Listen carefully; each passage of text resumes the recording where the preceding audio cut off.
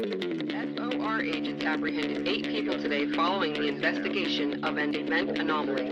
Responsible party has been held at the FOR U.S. compound for questioning. Inside sources say they claim to be divine appointed heroes sent by angels to prevent the apocalypse that they witness 500 years from now. 500 years from now, in the year 2525. Hope they throw away the key on this group from Crazy Town. Ultra Ghost reporting for duty. Name's Dick. I'm AI. What's your malfunction, chump?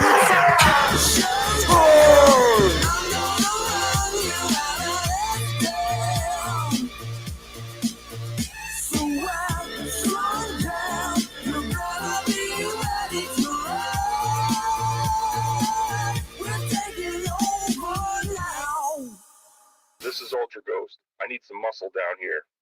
I will not fail you, Master Gigaru.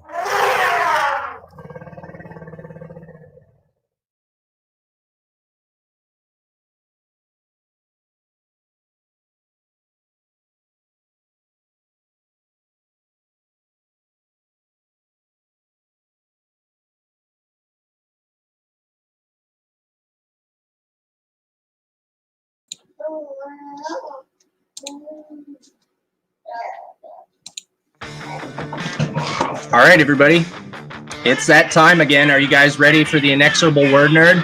I've got two of my good friends with me. Let's rock this. Come on.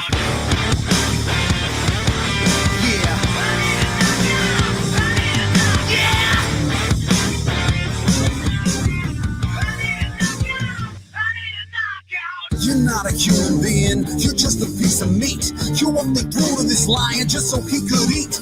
Been hungry for so long, but when I hear my song, I know this ring is the only place I belong. I'm in the beginning of killing for a living. I'm breaking the hearts of innocent women. I'm tired of losing, won't get tired of winning. This time tomorrow, no sorrow, I'm grinning. Just wait till that bell rings. Blood, sweat, and tears all stay. I've kissed and everything.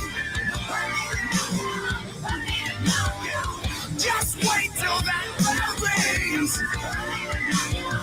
Yo, I'm tearing down this wall. You're just a brick in it. Turned all the others to rubble. I'm here to finish it.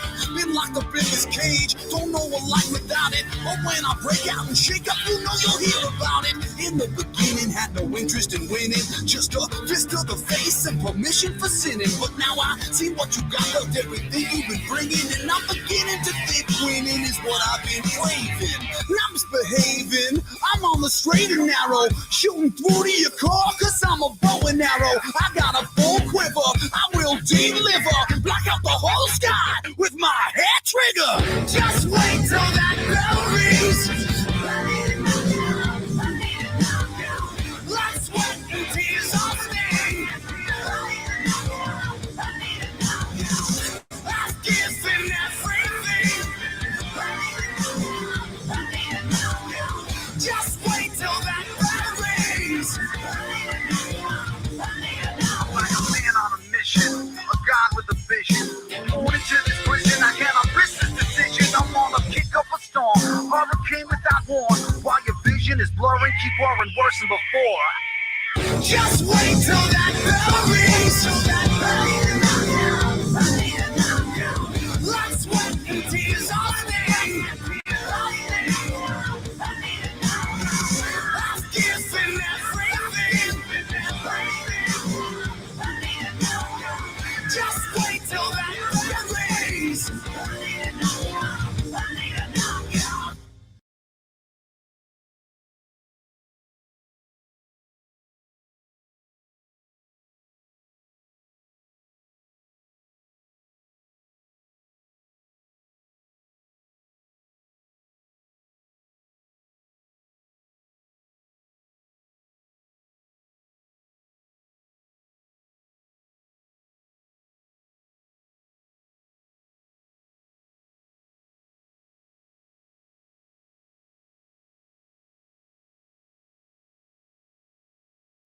Okay, Okay, I was muted, so yeah, I just I was getting the head shake, and so I caught it. Okay, so so let's.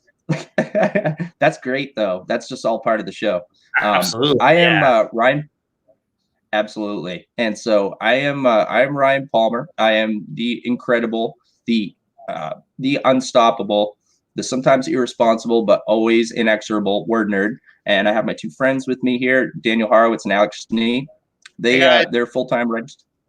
Yes. Yeah, absolutely. Say hi to everyone. Hi. And we're still building, so I'm not sure. Let me see what we got for an audience in here. I hope we have a couple guys waiting. Yep, we've got somebody watching. Cool. Let's see what we got. There we go. Okay. And so so they traverse the globe. They've been to Spain and Egypt. Just to mention a few, you guys have been all over, haven't you? Big time. I think we've been to like over 50 countries or something. I know. I absolutely lost count. Like, it was so incredible, though. I loved all the pictures that you shared with everyone. It was so cool. And so they write remotely. They'll set up shop and stay somewhere for a while and write full time. I believe, Dan, you said that you were writing for NintendoEnthusiast. Yeah. I got a couple articles there. I in SEO full time, so I work for an agency, so I do a lot of content writing and things like that. I write for Hewlett Packard's blog as well. Some other video game stuff, and of course comics. Absolutely, you have a comic that you're doing with your friend Rich Parada, who worked over at DC Marvel. Yeah. Yep. Yeah, I was actually he's a really good friend of mine. I was actually the best man in his wedding. But yeah, he's a good guy. But yeah, we're doing a book, which I actually wrote when I was at Oxford. So it was like a long time ago, like 6-7 years ago. But I remember you were piecing that together when I joined the studio. And so for me, it's not only the fact that you're doing this comic and you get to do it with one of your friends who's very talented. Rich is a talented line artist, but also I know this was your passion, and like being able to see that come together for you was like very cool. Like, I'm so happy for you. Thank you. Yeah, we're going to release. It's such a big behemoth. It's like 160 something pages. So we've actually got the first half that there's about. It's all penciled and inked, and that's been done for a while. But it is almost fully colored and lettered. About maybe 70 pages are colored and lettered, so it's pretty close. We were intending on releasing maybe next month, but probably not now. So maybe it's probably not good timing. So hopefully maybe September, October, if we can get everything together. But it's kind of, you don't want to, as you know, with crowdfunding, like, people have other priorities on their mind right now, so it's probably not the best time. That's right. Yeah, it is tough timing, and it's tough for everybody who's doing graphic novels or working in comics or doing, all the shows are shut down. It smashed some of my plans. Like, I had a bunch of stuff that I had planned and just fell through with the shows shutting down. Like, I had a package I was sending to Mickey, for an entertainment company, and that got, the stuff was all sent to represent us. Yep. Yeah, that set us back. Realistically, it's going to be about a year before we'll even be able to continue. But so we're all feeling it. And I also wanted to mention, too, we have Alex Schnee here. Did I pronounce it? It's Alex Schnee, right? I got it right. It's a weird one. It's Schnee. German for snow. It is. I was going to pronounce it that way, but I thought I was just being fancy. Like, no, that's right. It's Alex Schnee. But Schnee is good too, because I'm not that fancy, so whatever works best. I have with me Alex Schnee, and she's here. She's written a novel, and she's very talented. So, you're so sweet. But I did write a novel forever ago, kind of like Daniel, way back when I was a young little kid. I was going to say that's an accomplishment. You were awarded for it as well. You were given an award even that early of an age. So, maybe it was your calling to get into writing. And so it's good that you stuck with it, It's true. And, even today, my job is I'm a writer. I write different SEO content, pieces. I write for a number of different publications. And then also I have a travel blog where I write a lot. On the map.com. Yeah, alexonthemap.com. And that's been doing very well, Dan. Dan told me on the phone the other day it's been doing very well, so I'm happy for you. Thank That's you. awesome, Alex. Yeah, it's starting to really gain some interest, even with the travel industry. Obviously, not doing great right now either, but it's a form of escapism for people, kind of like conferences, any sort of medium. Yeah, you're getting what, like 30,000 views a month now? Yeah. Really good. So yeah, it's been doing pretty well, which is exciting. So it's nice to be able to connect with people and connect with other people who are like, I really want to travel, but I can't. And I'm like, I feel you.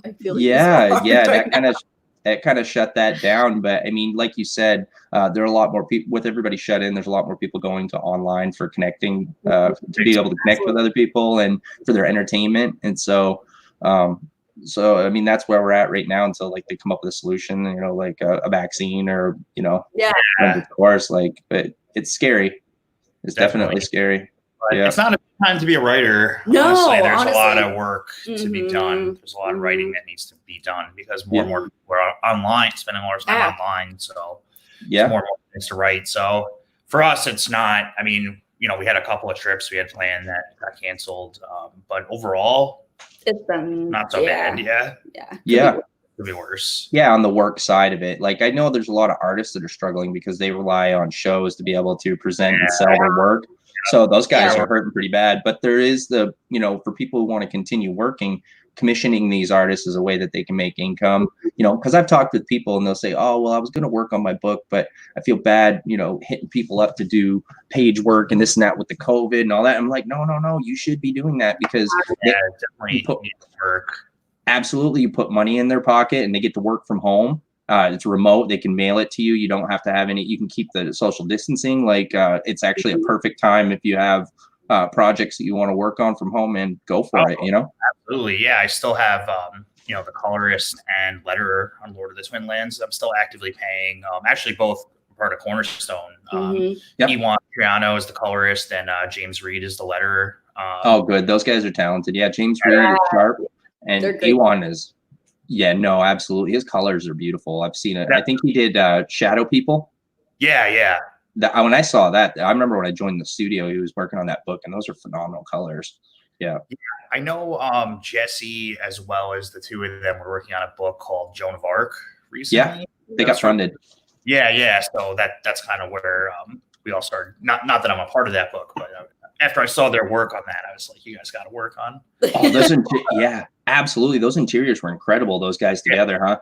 Yeah, Jesse's good at that. You know, I mean, we've got a lot of talented guys in varying styles, but I mean, he's been doing this so long that he's given me a lot of advice as far as like which guys work well together, like with the inks and the colors and what kind of styles you can get. Because that's just like almost a fingerprint. Like any a combination of guys, different colorists, inkers, and pencilers, you can get different looks. Like when Joe pencils and he inks his own work, and then it was Alessandro Toretta who did the colors. It almost looks like a lucid dream when you're looking at the colors. When he inks his own work, it's different than like when William Wolford inked for the and so like I dig that. I like that style of art, and so and I like the way those pages came out. So yeah, and then you know you get guys who go start to finish, like Art Gutierrez. You get guys like that, like he did those pinups for us. Oh yeah. Those are super talented. So, and so and I think that's the same with Rich too, because Rich was an inker for Marvel and DC, so he only inks his own work. He doesn't work with other inkers whatsoever, and he has like such a specific style.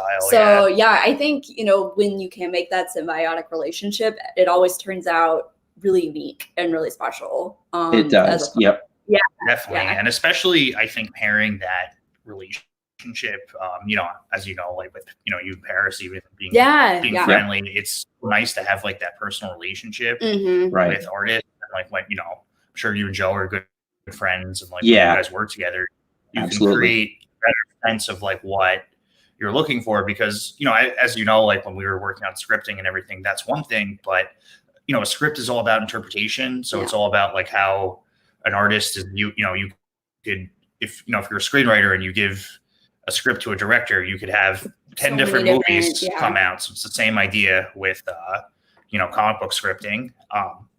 So you need, I think it's really vital, and you know, it's not, I think the thing with comics is it is so collaborative because it's really just you and at most, you know, you have, you know, a penciler, maybe they're inking their own work, maybe not. So let's say you're bringing in another inker, then you have a colorist, then you have a letterer. So it's at most 5 guys, you know, if you're like, you know, a higher level studio, maybe you have an editor, or, you know, production manager too. But really it's just that core group of, you know, the writer and the artist, and you all have to like have a good relationship and like have a good rapport, because like otherwise it's not good. I mean, I've worked with people where like I didn't really know them that well or things like that, even just like on shorter projects, and it just like didn't come out how I envisioned it. If that makes sense.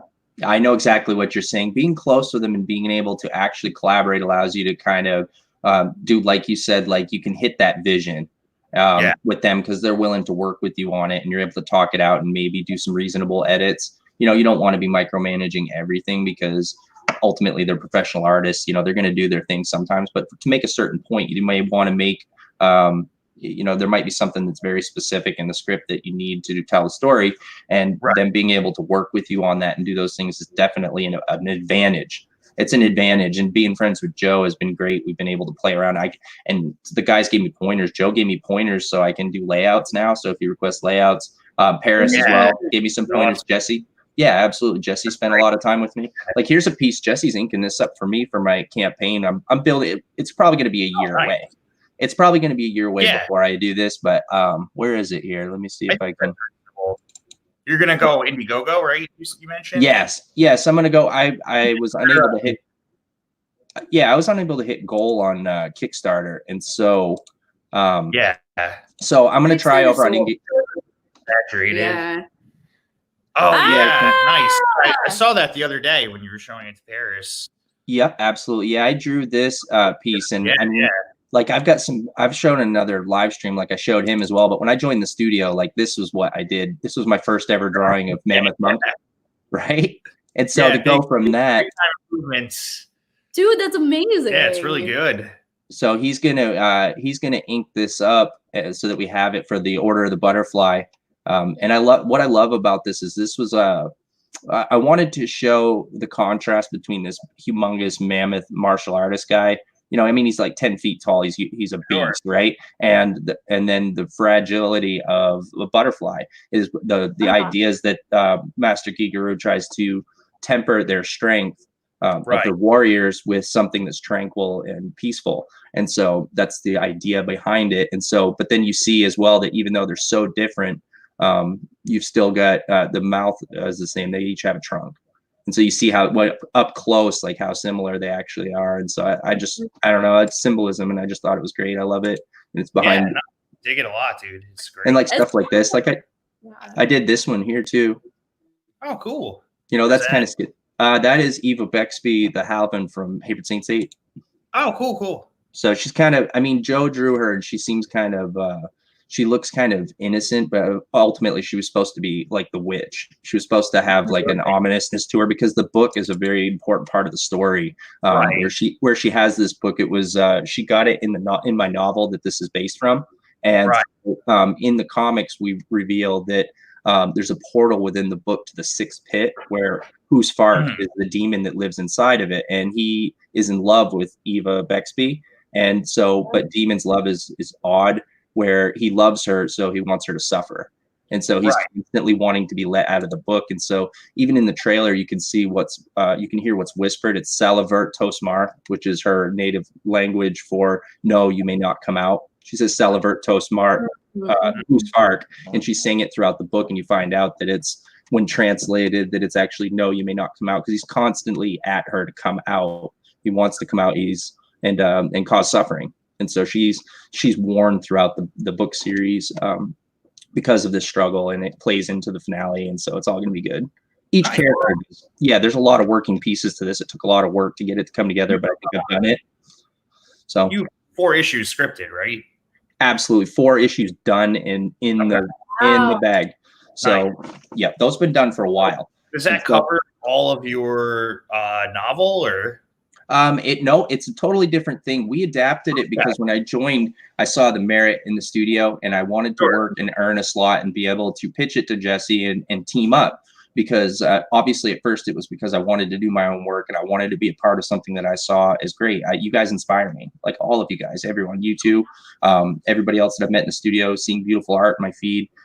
You know, I wanted to be a part of that. But eventually once we got going and Jesse saw the group that we had and the number of titles that we had, he started asking for things to round out the group to make it a little larger. You must remember a while back, like when he talked about adding more female characters, and that's how we got me and Riley. Yeah. And so, yeah, absolutely. And so like those kind of things. So after finishing for him with Power Block and Kerr, I think that at that point he came around, he started to have confidence in my scripting. So he was okay with me adding. He felt confident in me that I wasn't going to add something that was contrived, that if I could stay on that quality with my own work, that it would be a good addition. And so, so what I did was I traded the scripts for an agreement, for a partner agreement. So that we work together. We're working together now. We have a collaborative agreement to work together for funding and to team up. Yeah. And so I thought that was great, especially where we're starting out, to try to hit him with fee for the scripts. Like I want to see the scripts published because I really just want writing credit. I just want to get the books out and share the stories with people. Yeah. I mean, that's the whole thing we're trying to do with American Eagle now, is just to try to get it out there. Yeah, that's right. Yeah, you said you were going to be going to crowdfund in the fall or spring. Yeah, it's kind of hard to tell. I know. I spoke with Javier and he's available. I mean, we obviously have like the sample pages from the preview book. Yeah. But I think we're going to rejigger them a little bit. And he is working on another project right now and he's available to start in June. And what we're going to do is I think I'm going to kick up half to start, like half of everyone's fees. And then we're going to go to crowdfund for the other half. That sounds great. And you'll be able to keep that goal down as the thing. Exactly. Well, that's the whole problem, is that if we're going to set a goal of like, $5,000 or $4,000, it's probably not going to happen when, like, not to say people don't have credits and that they don't have experience and blah, blah, blah. I know like Javier had a piece in like a DC anthology for Puerto Rico recently, which is pretty cool. That's awesome. So that'll definitely help for sure when we hit crowdfunding. But ultimately, the goal is to try to keep the cost down. So even if we can, I think we were talking about like $2,000, maybe $2,500. I forget exactly. I'd have to look at the numbers. But the idea is to try to get something out there cheap. Then we can even offer the preview book as like a stretch goal or something like that. I mean, we haven't worked out all the specifics, but pretty much Javier is available starting in June. So I think once that happens, then I'll start paying. Mickey Clausen is on colors. Jesse's actually going to ink it himself, which is good. And, I forget who's lettering it, but I'm not sure. Frog Love. But yeah, it should be good. No, Jesse's talented. He's done a lot of books. Yeah, it's Frog Love. These are my brothers here that came in. Hey man, how's it going? Not Joe, Froggo. Love that name. That's great. Love it, Frog Love. Oh yeah. And so I was gonna say Jesse's really talented, but no, sorry, I didn't mean to cut you off. But before we got too far, I wanted to tell you the amount that you're asking for American Eagle, you could get that easier if you crowdfunded the book that you and Rich are doing first and put a low goal on it and get a goal. You already got the plan in motion. Yeah, it's already done. Once you crowdfund that, then you have a successful campaign under your belt. So you could set that really low and then deliver. That's exactly the plan, right? I'm learning a lot about crowdfund from my friends. There's a lot. You have to there's like a big part of it that's like almost like online reputation management, if that makes sense. Because like people want to, people are going to sort of invest, or like really you have to, sure, you can think of it as a donation, but it's really what it really is a pre-order. It's a pre-order. Yeah. And it's really like an investment in your idea and someone really thinking it's interesting. So if you say like, okay, I need 100 people to pre-order this book, otherwise it can't get made. That's how you really have to think of it in terms of like, how many people do I need to order this in order for it to make it a viable product? So, ideally, if you're, relatively unknown, like, all of us are, you probably need 100 or so would be reasonable, but you can't expect 1,000 people to pre-order something that they don't know anything about. Right. You know, and especially where out there's a lot of guys that are going to crowdfund and just splitting with the money. Nobody wants to get burned. And so that's like building your reputation. If you're putting a low goal, it's inviting for people to come in. It doesn't look like this monster amount of money, you know, it just looks reasonable. And so people will back, and then you get one under your belt. And then you go. Exactly. If you remember, like the early days of Kickstarter, it was really just unknown people doing it. And then it got, I don't know if you remember, Zach Braff did a film on Kickstarter. It didn't do very well, but he, because he's Zach Braff, so he raised millions of dollars because people, it was kind of like his follow-up to Garden State. And then I think they did like a season of Veronica Mars that was crowdfunded on Kickstarter. And then now it got picked up by Hulu. But that would have never happened otherwise. So really like more traditional media. Frog beers. Cheers, so Froggo. More traditional enroached on the space of crowdfunding, which is not great for like independent creators.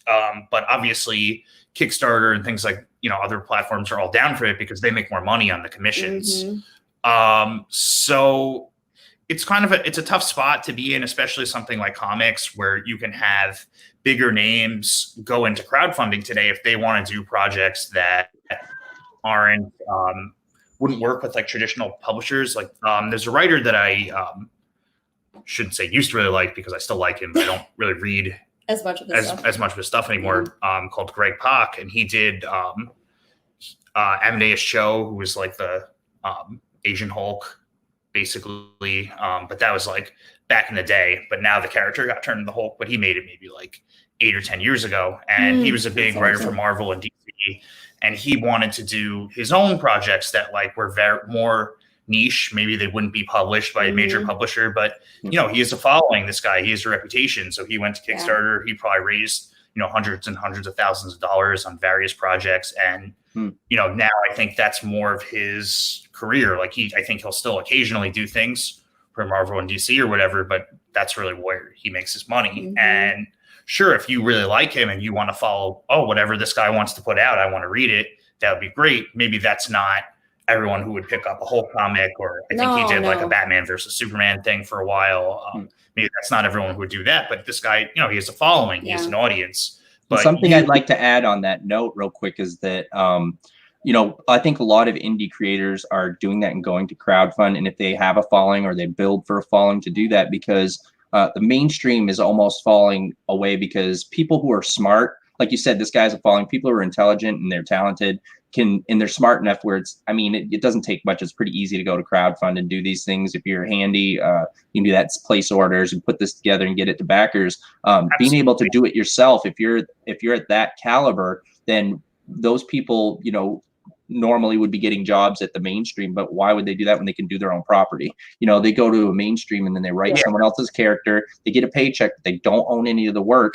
And when they can make something if they have a good story idea, they make it themselves, they put a team together and they go and do it, and then they can promote themselves and sell and become their own business. I think that superheroes are just not very exciting. I mean, like, who wants to see, if you, let's say you did a book and let's say it got big, and then Marvel called you up and they said, "Hey, buddy, like, do you want to play the greatest hits of Metallica?" Like, no, you want to create your own stuff. You don't want to just do another take on Spider-Man or Iron Man or whatever. So, and that doesn't have to be superheroes either. That could be anything you want. It doesn't need to be limited to that. And I think it's in any industry too. It's not just comics. It's not just movies. It's not it's finding, I've always said, like, you as an individual are your brand's best asset. So what makes you, it's what makes you unique and you special is what's going to really attract people. That's going to be the most interesting part to them because they really want that face to face. They don't want to look at a megalith like Marvel, and they don't want to look at that like DC. They want to be like, I can connect with this person individually and I know what they put out and I know it's good. So I think the individual comic creator is really going to benefit from that in the long run. Like, you putting on this podcast is awesome because people can connect get out there and promote. And even it doesn't matter if 10 people or 20 people are watching it. It's the fact that you keep doing it and you're consistent, you're getting your stuff out there, you're getting people to, literally put a show your face. Personally, they can see who I am. Yeah, they can come back and check that. They can see who you guys are and our guests. We get to talk about the work that we're doing. But also, like, I get to do. This is essentially a creative outlet for me as well. So, I mean, not only does it do all those things and provide a service where people are watching, but it's also, a creative outlet for me. I get to work with Dan, do some video editing, come up with some ideas. I scripted some stuff for him. We got music bands that come out. I was lucky to have Jesse Blaze last week, who's Jesse Snyder. He's D. Snyder's son. And so he actually donated that track that we had at the beginning. So great. Yeah, we were just complimenting. We were like, this is so cool. Yeah. I know. He's got a ton of music. If you guys, it's on SoundCloud. He uploaded every song that he's done for the last 20 years, and he's got a new album coming out.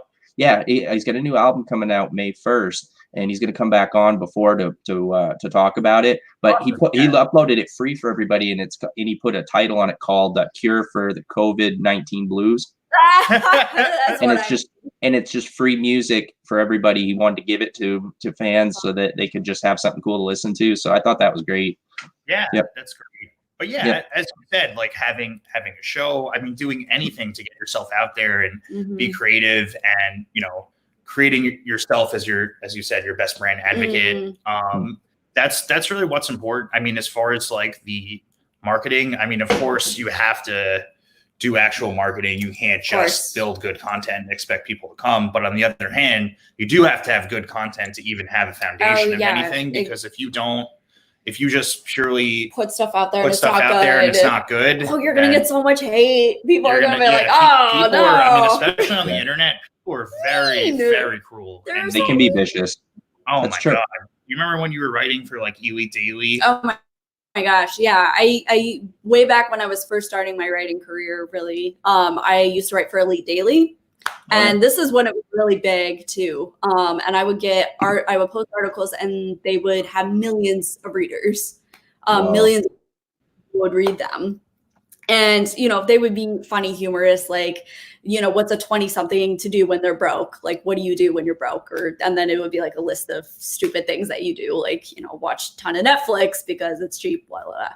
And I would get so much hate. People would be like, oh, you're an alcoholic, or like, you've got this issue, go die, like, bad word, like things like that. And it was just like, that is vicious. Guys, it's vicious, don't you know what I mean? And that's part of the problem. When you put yourself out there to millions of people, then you're inevitably going to get some hate. You have to expect a multiplicity of viewpoints. For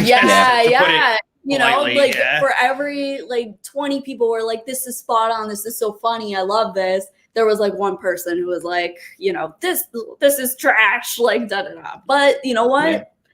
That in a weird way can help you. In a weird way. Personally. That's it'll humble you, and you'll reassess yourself after seeing that kind of stuff, and kind of, hopefully you have thick skin and don't take it too personally and take it in a positive direction. Any kind of writing, you have to have thick skin. Oh yeah. I mean, any kind of creativity. When you put yourself out there. When you're putting your stuff out there, you have to expect some people are not going to like it, and because it's the internet, the people that are the most vocal are the people who are, people won't go out of their way to leave a positive review, but they'll certainly go out of their way to leave a negative review. It's true. So if you have any good feedback, that's a good sign. Yeah. That's a Even good if just sign. one or two people are telling you you're doing a great job, You're like, that means there's probably a lot more this. people out there who, the silent majority, so to speak, who really do think you're doing a good job. Just most people won't go out of their way to compliment you. That's right. And it's been hard, and it's hard to promote yourself as a writer too. I mean, you can't really promote yourself without having published work, and especially getting into a comic genre. It's expensive to pay for the artwork to get it done, and that's that's been the wall for me. That's been a paywall, trying to get through that. And so I published my novel. I have that example to give people, which it was it was really just a passion project, and I did it myself. So you have something out there puts you way ahead of the, it's not, doesn't matter if it's, how it was published or whatever. The fact that you completed a work and you have it out there and you can say, okay, this comic is based off my novel, makes it a lot different than just say, hey, like, I wrote a script, because a script is a blueprint. A script isn't in and of itself anything. It's not a completed vision until it's done. But a novel is, sure, if you're going at the higher levels, you'll have an editor or a production manager or whatever. But if you're just publishing it on your own, it's really just you. Yeah. You know? Yeah. And yeah, so, I mean, I didn't expect it at that time. I hadn't even joined the studio or anything yet. Like I wrote it in notebooks, which I still have.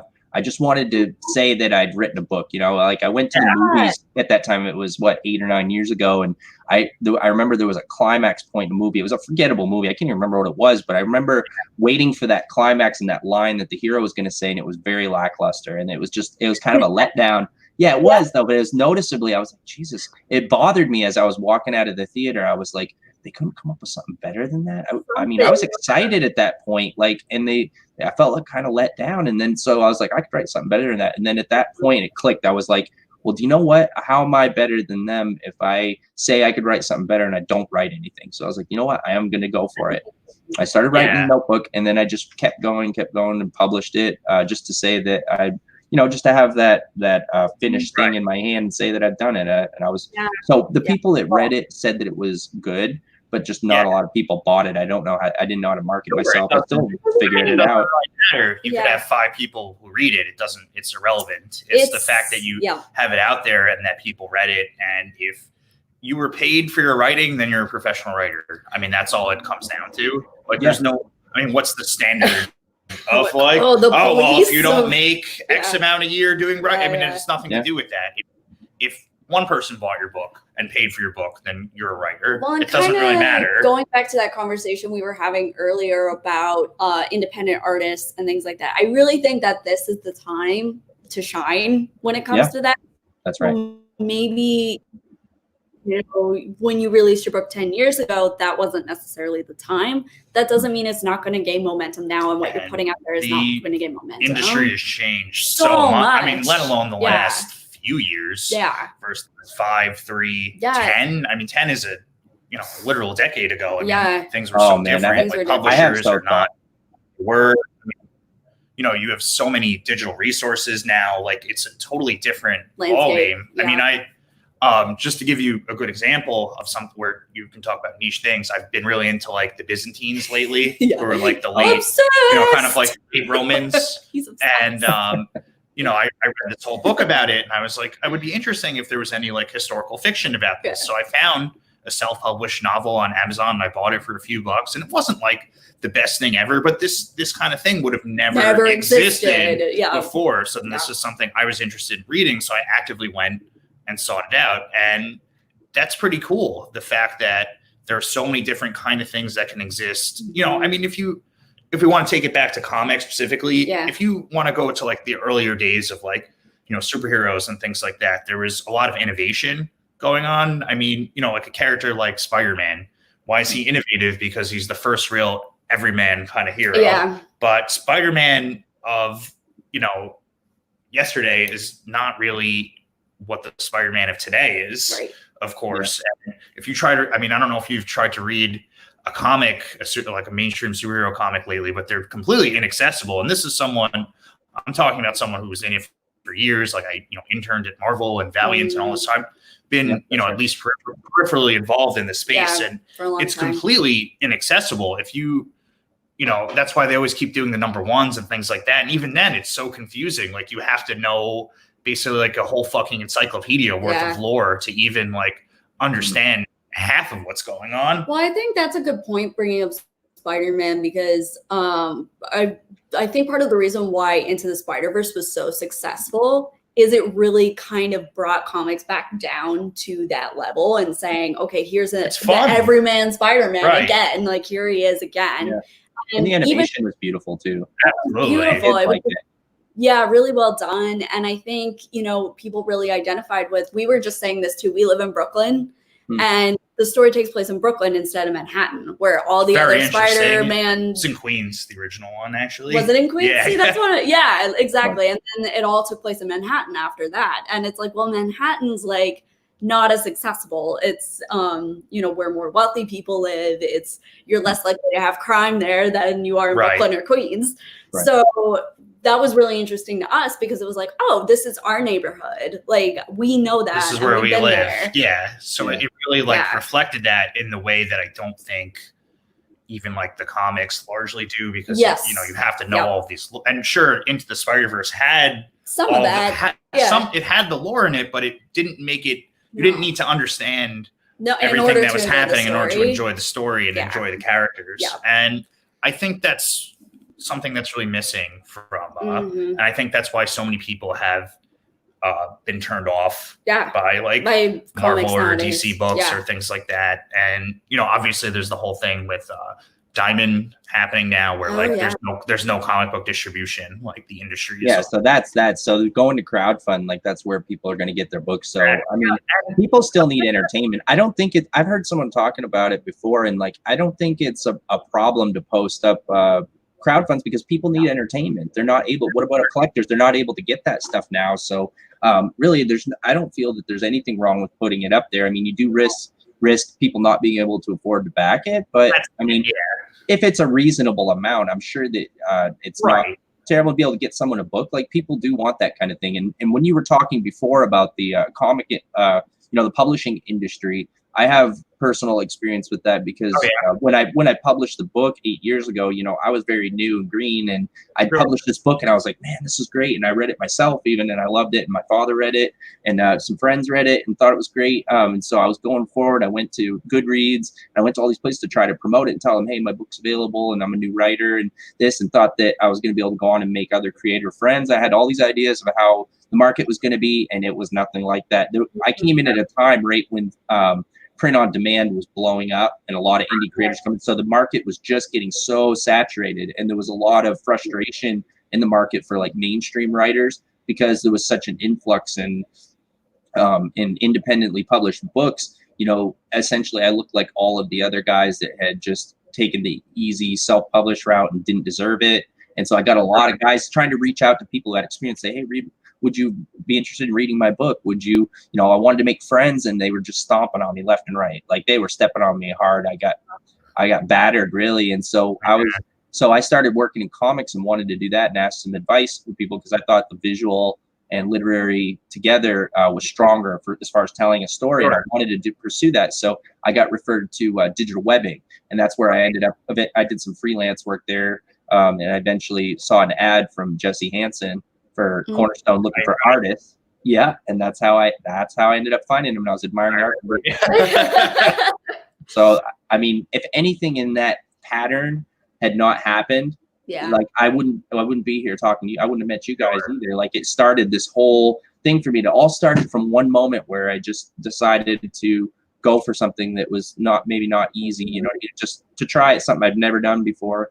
Decide to write and create something, and then now I'm hooked. Like all I want to do is create stuff and share it with people. So that's a beautiful thing. As far as the comic market, it's a little better. When I joined with Jesse, like obviously Cornerstone Creative Studios, they're all good guys, but there's a lot of competition everywhere and all over. And it's not healthy competition. They want to crush you and they want you out of the way. They won't hear you out. I've been crushed by very successful comic book writers who one of them, I was just asking for some advice on a log line when I was going to submit for a grant. And he just totally tore me apart and picked me apart. I was like, man, this is just a log line. I just wanted you to read it and just give me your thoughts, and like totally crushed me. Wanted me to feel like I'm a hack and all of this stuff. But now, at this point, with all of the work that I've done, working at Cornerstone for 5 years, and with you guys and us building all of this content and everything, like the other day, you got to take milestones. You got to take small victories and keep pushing forward, be unstoppable. And so like the other day I booked Ed Greenwood for next Saturday.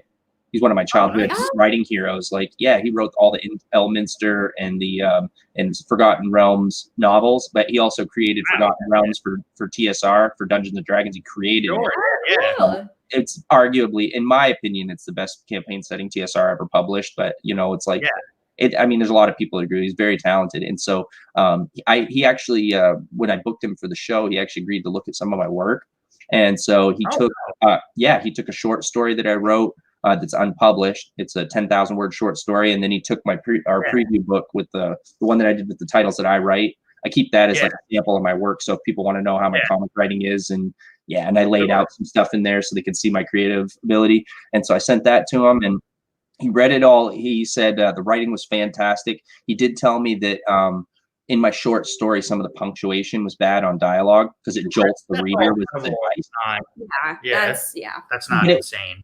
It was unpublished and unedited. Like, I'm obviously going to need to hire an editor, of course. Right. But he didn't say it was a mess. He didn't say it was unreadable. He just gave that as a, and the fact that he said the writing was fantastic and had no problem with storytelling ability was. That's the hard part. I mean, your storytelling ability is the hard part. Punctuation is learnable, and you can also hire an editor. It's exactly. The end of the world. You can't really hire someone to write the story for you.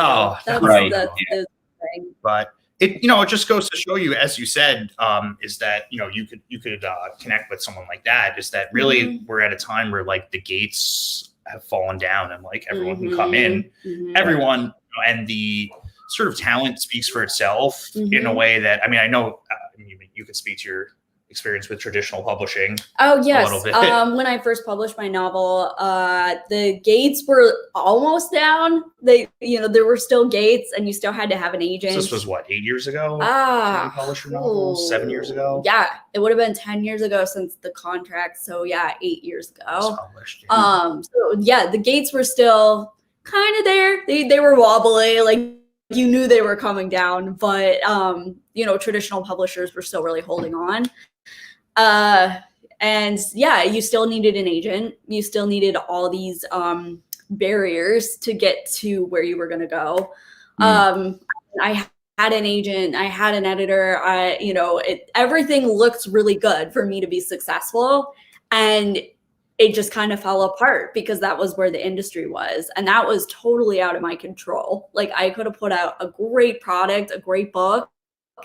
And you wrote 2 other books too. And I had I was set up. I was like, I'm going to succeed in this. This is going to be great. And then it just kind of fell apart because the publishing industry was in such a precarious place. And then the gates fell down and it was like, oh, okay. Like if I'm going to create, if I'm going to write, I have to do it on my own.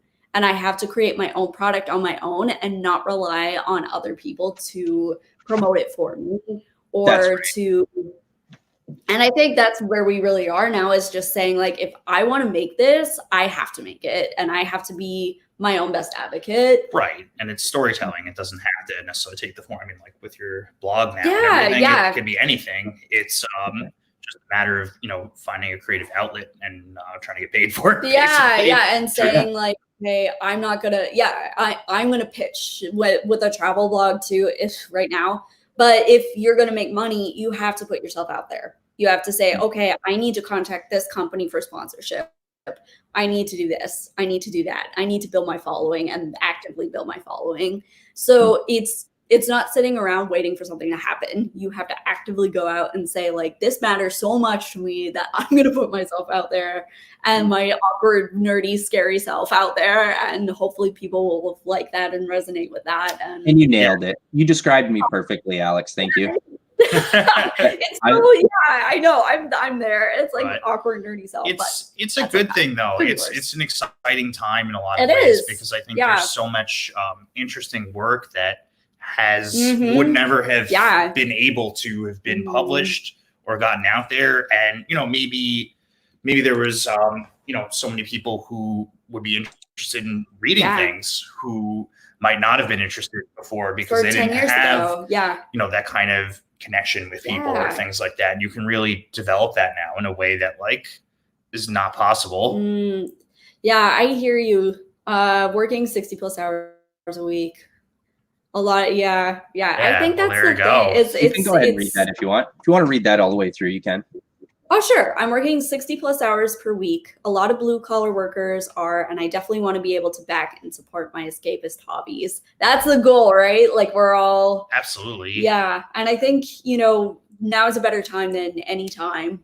Where you could, you can cultivate like personal relationships with creators. I mean, you got to think like how does everyone connect? Just through social media and things like that. So much easier. How did I meet Rich? Rich and I met through Facebook. Yeah. And now we're really good friends. And, this is a guy who I probably would have never had a chance of connecting with in the past, pre-internet era. Yeah. I mean, how would we have met? I'm going to walk into Marvel and just talk to him? Like, no way. Yeah. It would have been impossible. So there's so many ways to build yourself up and connect with people that I think didn't exist before. So it really makes the concept of a publisher like largely irrelevant. I mean, sure, like they might have certain tools for distribution and things like that. But even then, as you saw with republishing your novel, did it really even matter? I mean, are those connections important? I mean, not as much as they used to be. Yeah, no, I mean, definitely not. And you can forge those connections on your own, as you've been discussing. I mean, Ryan's done such a great job of that too. You know, it's not just networking, but it's really forming genuine connections, which is very different. Yeah. Because networking is you're really only doing it with the goal in mind of helping, of propping up your own career or helping you, instead of like that genuine connection and just like, shooting the shit like we're doing now. Yeah. That's right. Chillasode. Exactly. Yeah. So love it. That's the whole idea, is that, things are so much better now, I think, in a lot of ways. It's really like fertile for creators, because sure, it's maybe a little harder to make a living as a creative as it used to be. However, the amount of creatives that were making a living were, maybe in the triple digits. Yeah, like worldwide. So, like, there wasn't. I mean, sure, maybe Marvel and DC were publishing, let's say, 100 titles each. How many people does that mean got to do art? Not so many, if you think about it. And I think you guys are right. It doesn't those mainstream publishing houses don't necessarily equate to sales, because we're seeing that now with the comic book industry. Like before the COVID, even Marvel was publishing a lot of work that the fans were just not responding to. It was come off as contrived. There was forced diversity put in there with people who don't understand how to tell a story, like, and they don't understand real people, and misrepresenting minorities and like all this stuff, and people aren't going to respond to it. They're not going to just buy your books just because there's a Marvel stamp on it. Like, people aren't stupid. No, it doesn't really mean anything. It's not. It's it's like anything in society. Like, do you need to go to the doctor and on the same level that you need to? Not as much, because you have the internet. Not to say you shouldn't go to the doctor if you broke your leg or something like that. But if you have an ailment, you can do your own research, and people can find. You don't need companies like this as gatekeepers in the same way. That's right. And it's dishonest. Like Marvel, like indie is honest. People like going, because just like Alex said, you are your own best advocate. So you are presenting yourself out there and being honest. Whereas with Marvel, you're representing this large corporation, and then you get this stuff where people get a chip on the shoulder because they're working for this large. I mean, that doesn't happen with everybody, but look at, a big name, like look at Dan Slott, right? Recently in the media, he was ridiculed, and rightfully so, because he said, what was it he said? Well, if you vote for Donald Trump, fuck you, to his fans. He was talking to his customers and his fans. Yeah, and so like, it's not, this shit is not supposed to be not to say like, all storytelling is political in a sense, because everyone has a point of view, and that doesn't mean you should shy away from that point of view. Right. That being said, your fans come from different walks of life, and you don't want to necessarily alienate anyone. What's the point? Like, it doesn't. I wouldn't either, because personally, people may not like this, but I don't really care enough about politics to like share stuff beyond like just, I have my own views. Like, for the most part, like that kind of stuff. Like, I'm not going to condemn someone else for who they voted for or what their views are. Doesn't really matter. It's as you said, it doesn't really matter. Everyone has a point of view, and that's of course right. Come out in your work. And it doesn't really matter what that point of view is, but you shouldn't, shit on half your customer base. And look, pretty much, and like just drop an F-bomb and tell them to go jump in a lake. I mean, who the fuck are buying Marvel and DC comics? Yeah. It's not. Nobody cares about him anymore. Yeah. Like, it's certainly not. And why would you? And I think when you're with your audience too about things that like politics or some religion or whatever it may be, it's, again, like, let them decide that. Let them. If you say personally, like, I'm not a big fan of that, they can decide for themselves whether or not they agree with you. And on the other hand, if you're actively pointing the finger and saying you're wrong, you're doing this, you're doing that, then that's going to just totally blow up in your that'll face. come out in your work too. Yeah, of course. Like, if you and put it, and you're going to put it in your work, you're probably going to put it in your social media. I believe this is important to me, then that's for them to decide. Okay, I like that, or I don't like that about you. You don't need to condemn people. I mean, there's a fine line between the two, but it's an important Don't one. point the finger back at them and say you're wrong. Yeah, Like, it doesn't make any sense. And it was like I was saying before too, when I was talking with you guys in chat, talking about what happened, the tragedy that happened to Ethan Van Sciver, right? And they get a lot of backlash politically. They get a lot of backlash with Comicsgate Group, right? And since I've been talking with them, it's nothing like the hype. Like, for these people want to destroy this man who's dedicated his life to artwork. He's a world-class artist, one of the best in the world. He was a DC staff artist for 20 years on Green Lantern. He wrote Blackest Night series, which they based the movie off of, but you know, it was a critically acclaimed comic book series. He was well known for, and so he's working at DC, right? And he they asked him who he voted for, some of the people in the office, and he mentioned that he voted for Donald Trump, and he's a Republican. And they doxed him from DC. They harassed him. A bunch of them got together, refused to work with him, were causing problems for him in the office, so he couldn't be creative. And he went to the editors and said, "Can I back out of my contract early because I can't work like this?" And they pushed him out. Okay, and then to make things worse, they got together and they crowdfunded a 130-page graphic novel they committed to. Okay, that's a commitment. It was called, I can't remember the exact name. I want to say it was Wrecked Career. And it was detailing how they got him doxxed from DC and talking about destroying his career. They called him a Nazi. They called him all of this stuff in the social media and tried to make it so he was unhireable after. And so he went forward and took his property that was published at DC, that's Cyberfrog, and he went to crowdfund. It was a smashing success. He's hit the $2 million gross mark now. Yeah, absolutely. And like, for me, like, I've been in the community, you know what I mean? I'm Comicsgate, and I think it's one of those things that's an ideal at heart, where it's the gatekeepers and the injustice that's happening in the comic book industry. It happens all over, but it's it's standing up and saying, you know, this is not what we want. Like, we want good stories again from Marvel and DC, and we'll do them ourselves if we have to. But this type of behavior where you get this chip on your shoulder because you're a professional, you know, Marvel writer, and you're talking down to fans, and you're between that. Yeah, absolutely. Need anything. It's not the badge of honor that it once was. No, you know, it doesn't really absolutely mean not. Yeah, you're right. And so, like, I mean, under those circumstances, you know, there's a lot of controversy. It's a hard thing for people to talk about because there's still a lot of people that don't fully understand it. But you guys have known me for 5 years now. We've met personally. You guys know I'm a level-headed guy, and I've looked at it, and honestly, it's been a creative, encouraging community. They're kind to each other and to their fans. They bring their fans in their live streams and let them talk with the creators. People who have crowdfunds up, they're engaged their crowd. They're good to their customers. They are, you know, obviously, like, people making online attacks to them, or like trying to affect people's careers.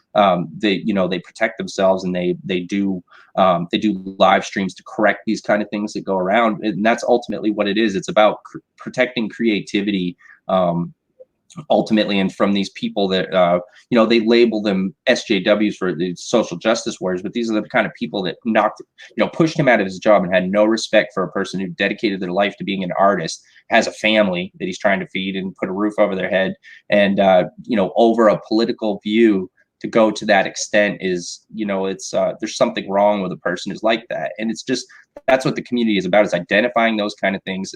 I mean, to simplify it, it's about not being a shitty person and just being creative and making comics fun again and making money. And I've learned a lot from them as well. They share information. I've learned a lot about crowdfunding. All the stuff that I talked with you today about crowdfunding are new things that I learned.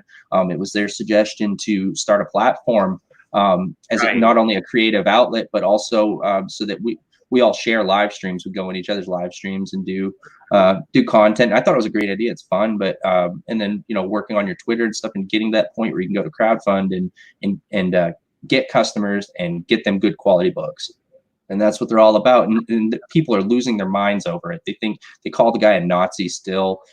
They think that it's some kind of hate group. And it's not even a group. It's essentially just a community of like-minded people that care about these things, that actually care about these and want it back. And they're doing it themselves because they realize that mainstream model is broken. You know what I mean? That mainstream model is broken, and we see it with their creators, how they're treating their fans. Heather Antos goes online the other day and says that American fans are the worst. how can you sell books from Marvel? We're talking, or Valiant. It was Valiant. She was at Marvel. Now she's at Valiant, and she says American fans are the worst. And she just comes out and says it, and it's just, how can you have a business and sell? I mean, there has to be a certain type of standard. Well, I mean, that's all of us. I mean, there's a reason that any sort of counter group would exist is because what the regular group is offering is not. I mean, you can't alienate people, is what it comes down to. Is that, and you have to be open to other people's perspectives, and by just limiting who your audience is, I think you're kicking yourself in the teeth, basically. I mean, absolutely. Nobody wants to be talked down to, especially when they're going out of their way to support something that's hobbyist. I mean, like, this isn't something you have to buy. Yeah. We're not talking about like, oh, Amazon is an evil corporation. Well, Amazon is inexorably linked to people's lives. You can't, boycotting Amazon is not a realistic stand. Right. But something like, Marvel or DC or an entertainment company, quite easy. I mean, you can create your own entertainment. Of course. Is what it comes down to. So people, what it comes down to is every person has a point of view. And you don't have to necessarily agree with that point of view entirely, but it doesn't mean you can't get along. I mean, for example, one of my biggest fans of my writing on Facebook and everything, I used to write for this gaming site called Platform Nation, and this guy used to own it, and he was a big guy who helped me boost my career early. And he's a good guy, and he's a big Trump guy, and I'm not, and that's okay. Am I going to shun his support of mine because we don't agree politically? That doesn't make any sense. I mean, it's not even that important. I would be shooting myself in the foot. Like, that's kind of stupid. And he's a good guy. I don't really give a shit what he thinks. It doesn't really matter to me. People act like if this is the point of view where you're not a fan of Trump. I mean, is it the first time that you've ever had a president that you didn't elect get into office, someone that you didn't like? I mean, that's going to happen. It's a it's a two-party system, and you're going to vote and have it happen. I mean, it's not like, I don't feel so strongly about that, about any of it, that it would affect my real life or my, I have my own points of views, and ultimately I'm an American. Like, I want whoever is in office, even if I didn't vote for them, I want them to be successful. Like, I want them to do well because they're American president. I want them to do, even if it's the odds are stacked against them and they haven't shown anybody anything that really constitutes being able to do the job, I want them to get in and learn and do the job well and do good things for our country. Like, that's how I feel about it. Ultimately, in the end, like, even if there's a lot of bad stuff, you want the term to go as successful as possible because we're in this together. Like, this is our country. You know what I mean? And that's how I feel about it. If we can bring that idea to our audience and the people we're trying to attract for our book, making everyone feel successful at the end of the day, whether it's they're reading what you like and they think it's great and they feel good after they do it, or they interact with you on social media and they feel like, oh, I really got something out of this. I enjoyed this. But making everyone feel as though they're getting some sort of good feeling from it, it is really important, because people don't want to look at you and say like, oh man, I read this book and I it was really depressing. If they do, then that's fine. But the goal is, as a creator, to leave a positive impression at the end of the day. That's right. And I want my books to be for everybody. You know what I mean? Like, when I create, I want to be able to share them, and I don't want people to feel in any aspect, let alone, my own published work, like even just in social situations, I don't want anybody to feel like they have to be a certain way or have a certain belief to be able to be in my presence or purchase my work or do these things. Because ultimately, like, I accept everyone, unless they're like a shitty person, they do something to give me a reason not to want to associate with them. But yeah, unless someone like specifically wrongs you or someone know, or that's different. you know something specific that's shitty. If you know someone rips someone off, then maybe you might be turned off, but that's a personal action. Like, that's not, you don't judge people purely based on their beliefs, because people are coming from different places, man. Like, people have different backgrounds. Like, it doesn't, everyone has their own story. We're all in this shit together. I mean, that's the point. And that's like the purpose of creating, is like for other people. I mean, that's right. You're telling stories, you're telling the stories, as you were saying earlier, you went to go see a movie and you were like, this movie was not adequate, and that inspired you to write your own book. And that's what it's all about, is you want to write the things that you would have wanted to read but don't exist, essentially. So you're, as a creator, you're kind of filling this gap with your own sensibilities and your own point of view. And, you know, as I said, of course, any sort of writing is inherently political, and every writing has a point of view. It doesn't matter, you know, there's nothing that purely exists. Just even something that doesn't have a point of view has a point of view implicitly, is the whole that's right. You know, unlike you know, if you want to bring it to like comedy, like, you know, obviously Jimmy Fallon is notable for the only person who does not do political comedy, whereas like, you know, Stephen Colbert and the other late night hosts do. And the reason he doesn't is because his audience views a different way, and that's not what they want to see. So that, of course, is a point of view, and that's fine. There's nothing wrong with that. It doesn't mean people don't like Jimmy Fallon. It doesn't mean he isn't considered funny. It's also, if you like political, you have a choice to watch something else. You have a choice to watch that. You know? So it's, you know, everything has a point of view, and that's okay. But I think people just fail to acknowledge that, and fail to acknowledge that, you know, as you were saying with like a letter or whatever, I don't really know all the details, but obviously if you're sitting there and talking down to, you know, what could be half, if not more of your audience, then that's probably not a good look. People are not going to feel welcome. Yeah, I mean, it's just unprofessional, and it's inexcusable that someone could feel. I mean, that's the senior. This isn't just like a writer that I'm talking about either. I mean, Heather Antos is the senior editor at Valiant, saying that American comic book fans are the worst. Now, that's terrible for a company. I'm sorry, but that's just. Well, she should have a foot in the backside and be out the door after that. That's in a normal world. That's how things work. Like if you said something like that. Things worked in the past either. I don't think you would have ever had like, you could have gotten you know, like an editor at HarperCollins saying something like that or whatever, you know, it doesn't matter, or Marvel or anything. You wouldn't make those kind of statements, because the idea is that these institutions were meant to be infallible, above the fray, whatever. They weren't meant to comment on, you know, the work was meant to speak for itself. So, you know, not to the things, you know, you could publish whatever you want, and everything has an audience, and that audience could be, you know, as I was saying, that could be one person. It doesn't matter. You know, for a publisher, obviously they have a certain bottom line they have to meet, but for an individual, you don't. I mean, for you, you know, if your expectation is, okay, you know, I want to publish this and make a little money, you could sell 5 books and it doesn't matter. And it's like, hey, you're connecting with people, and then maybe your next one will sell 10 and blah, blah, blah. It doesn't really matter. But I think the problem is, because you have all the, you know, social platforms. I mean, you know, where did this editor say this? I would assume on social media. Yes, I would assume it was on Twitter.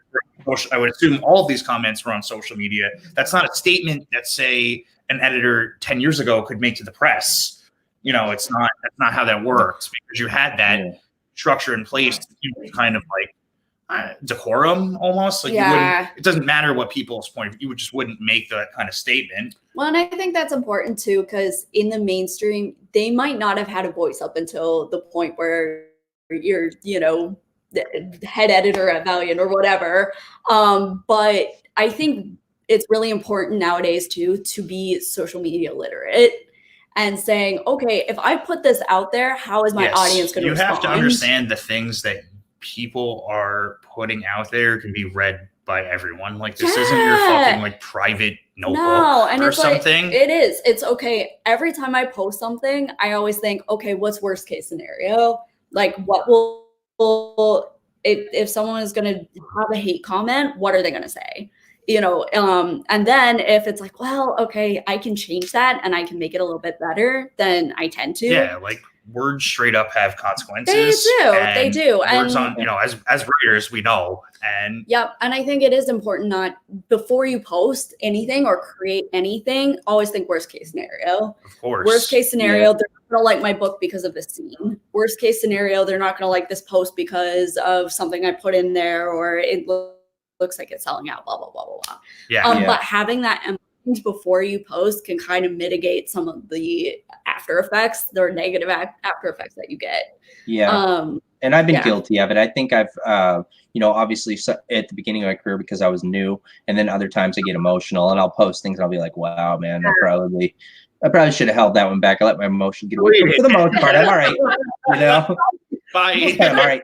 But that's the beautiful thing, you know, recently is before I had so many insecurities, I think about my career because I'm so new and I'm still looking to publish this work, even though, I mean, I worked for the last 2 years at World of Game Design. I was getting paid the whole time. I mean, and it was really good money. Like that was a great opportunity. I got to work with all those guys. That's how I first talked to Ed Greenwood, was because he was in the old guard games over there. I got to edit work from Tim Kask, who created Dragon Magazine, like a bunch of big RPG guys, novelists from TSR, old school guys that like built the foundation of Dungeons and Dragons, you know, the world.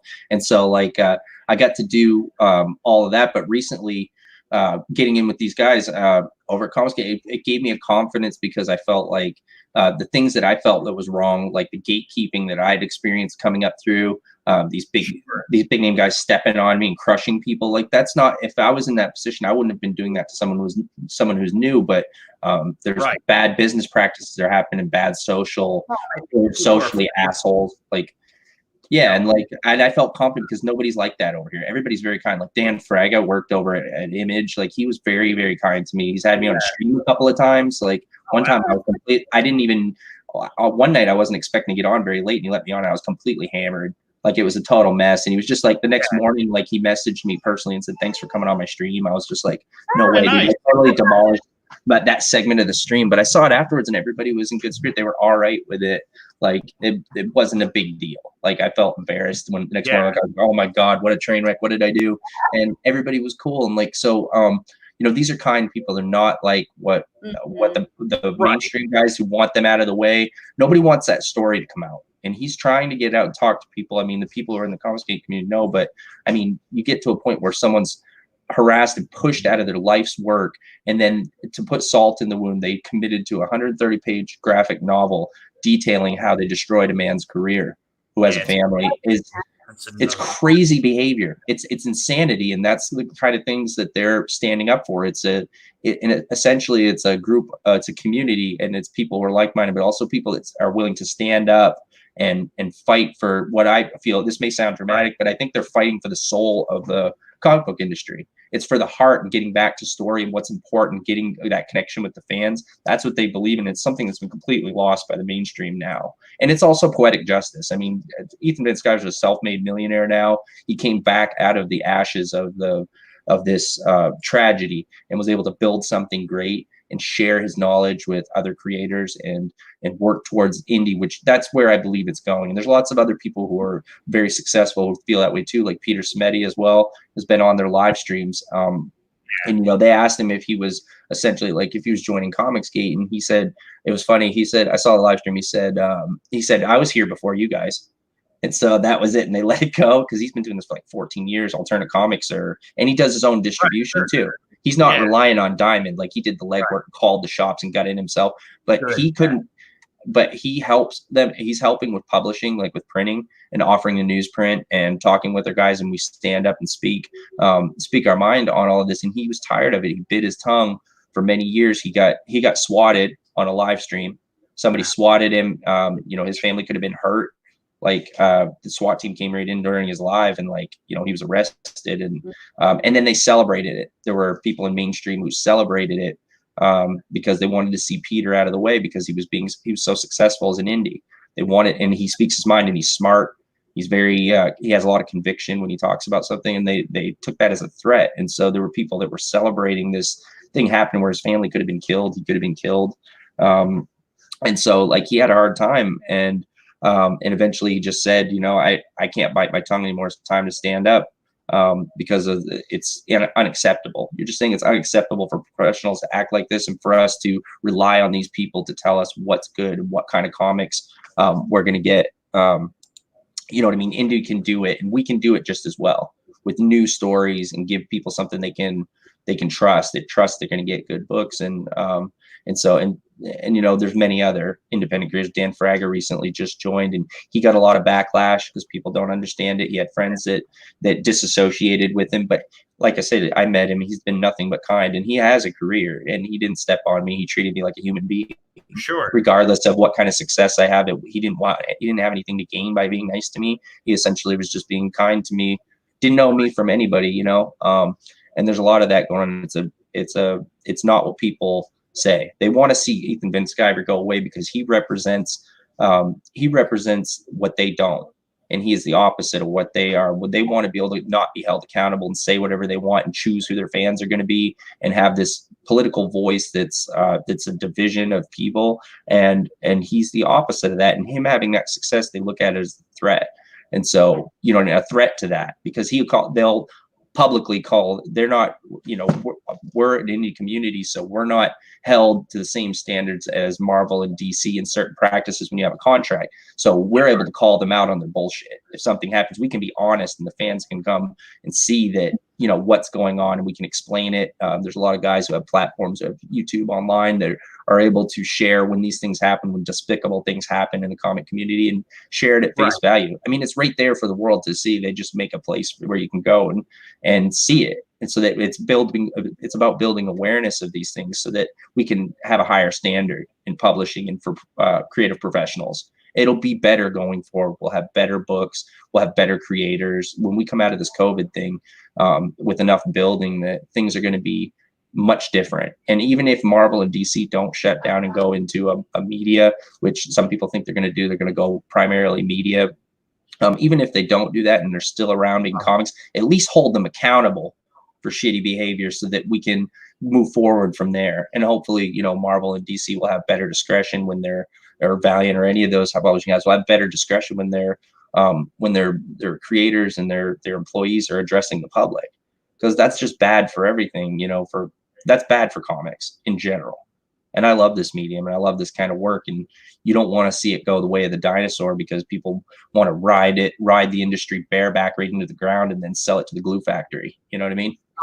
I mean, I think what it comes down to is there are more people than ever that want to read comics. It's just like the distribution and the methods into which they get them. And obviously this, sort of creator to fan direct model is, you got to think, someone like Ethan Van Sciver, you're saying, why are they pissed off? Because this guy went and created his own character and made millions of dollars. Yeah, they're pissed off now, but at first they doxed him because he was because he voted for Trump. Of course, but I'm saying right now. Right now, yeah. Now it's come back around and he's had independent success, and he has the ability to call them out on their shit. You know what I mean? And this story along with it, I mean, this story is unbelievable. I can't even believe that would happen.